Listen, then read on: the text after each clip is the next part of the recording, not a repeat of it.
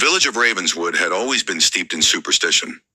Tucked away in a remote valley, its cobblestone streets and weathered houses exuded an eerie charm that outsiders often found unsettling. But for the villagers, it was home, a home shadowed by a centuries-old legend. They spoke in hushed tones about the woman in black, a ghostly figure said to haunt the outskirts of the village, especially near the ancient cemetery on Blackthorn Hill. No one could agree on her origin. Some claimed she was a grieving widow who had lost her family in a fire. Others whispered that she was a witch, burned at the stake but cursed to linger for eternity. What they all agreed upon was this: if you saw her, you were doomed. I first heard the stories when I moved to Ravenswood to take up a teaching position at the local school. The townsfolk were friendly enough but guarded, their smiles not quite reaching their eyes. They warned me about venturing out after dark, especially near the hill. I laughed it off, attributing their fears to old-world superstition. But then the dreams began. It started with flickers of darkness, a shadowy figure standing at the edge of my vision. Each night the dreams grew more vivid. I was always standing in the cemetery, the cold wind slicing through me as the woman in black appeared. She wore a long, tattered dress that flowed unnaturally, as if alive. Her face was obscured by a heavy black veil, but her presence radiated a palpable malice. In the dreams, she never moved, never spoke. She simply stood there staring, or so I assumed since her face was hidden. Yet her gaze burned into me, leaving me paralyzed with fear. I would always wake up drenched in sweat, my heart pounding. I confided in Mrs. Hemmings, an elderly woman who ran the village bakery. Her face paled when I described the dreams. "You've seen her," she whispered, clutching the rosary around her neck. "She's marked you." "Marked me?" I scoffed, though unease prickled at the edges of my mind. "She chooses people," Mrs. Hemmings explained, her voice trembling. "Once she appears in your dreams, it's only a matter of time before she comes for you." I dismissed her warnings, but the dreams continued, growing more intense. The woman in black began moving closer each night, her veiled face looming larger and larger until it was all I could see. I started avoiding sleep, the fear of encountering her outweighing my exhaustion. One evening I decided to confront my fears. Armed with a flashlight and the bravado of someone desperate for answers, I made my way to Blackthorn Hill. The cemetery was as eerie as I'd imagined, the gravestones weathered and crooked, their inscriptions worn away by time. The air was heavy, suffused with an unnatural silence.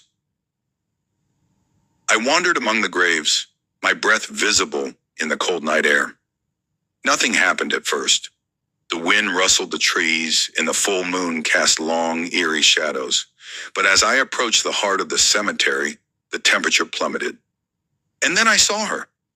The woman in black stood at the edge of the clearing, her figure barely illuminated by the moonlight. Her presence was more overwhelming than in the dreams, a suffocating mix of dread and despair. "Who are you?" I demanded, my voice shaking. "What do you want from me?" She tilted her head slightly, as if considering my question. Then she raised a hand, pointing toward a nearby gravestone. I hesitated before approaching, my legs feeling like lead. The headstone was old, its inscription barely legible. But as I squinted, I could just make out the name carved into the stone. Eleanor Blackwood. "Now, is this you?" I asked, turning back to her. But she was gone. I stumbled back to my cottage, my mind racing. Eleanor Blackwood. The name meant nothing to me, but it was a lead. The next morning, I visited the village library and spent hours poring over old records. I finally found her name in an entry dated 1823. Eleanor Blackwood, accused of witchcraft, hanged at Blackthorn Hill.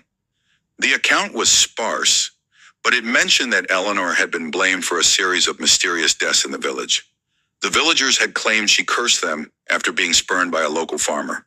She was buried in the cemetery, but her spirit was said to haunt the area, seeking revenge on those who disturbed her rest. I felt a pang of guilt. Had my presence in the cemetery awakened her? Over the next few days, the sightings began. Villagers reported seeing a dark figure lurking near the edge of the forest. Livestock were found dead, their bodies inexplicably mutilated. Whispers of the woman in black spread like wildfire, and I couldn't shake the feeling that I was somehow responsible. Desperate to end the nightmare, I decided to perform a cleansing ritual. I gathered sage, candles, and holy water, following instructions I found in an old book. That night, I returned to the cemetery, determined to put Eleanor's spirit to rest. As I lit the candles around her grave, the air grew heavy, the wind whipping through the trees with a ferocity that threatened to extinguish the flames. I began reciting the incantation, my voice shaking. I release you, Eleanor Blackwood. Find peace and leave this world behind. The wind howled and the ground beneath me trembled. The woman in black appeared, her form more imposing than ever. Her veil lifted slightly, revealing hollow, empty sockets where her eyes should have been. You cannot free me, she rasped, her voice echoing with a chilling finality. I am bound to this place, and to you. To me? I stammered, my blood turning to ice. She extended her hand, pointing directly at me. You carry my blood, child. You are my descendant. And now, my curse is yours. The realization hit me like a thunderbolt. The dreams, the sightings, they weren't random. She had been drawn to me because we were connected by blood, tied together by a curse that spanned generations.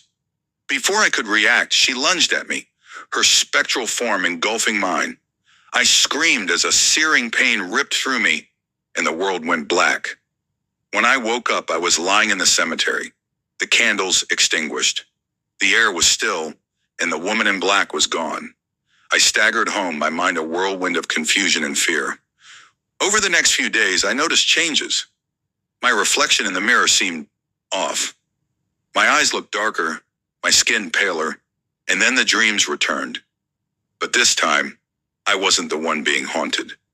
In the dreams, I was the one standing in the cemetery, watching as terrified villagers fled from my gaze. I could feel their fear, taste their despair. The truth became clear. I wasn't free of the curse. I had become the woman in black. As the days turned to weeks, I found myself drawn to the cemetery, unable to resist its pull. The villagers avoided me, their fearful whispers following me wherever I went. And now as I write this, I can feel the transformation nearing its completion. The veil is calling to me, and soon I will take my place on Blackthorn Hill, bound to the curse that has plagued my family for centuries. To whoever reads this, beware the woman in black. She may be closer than you think.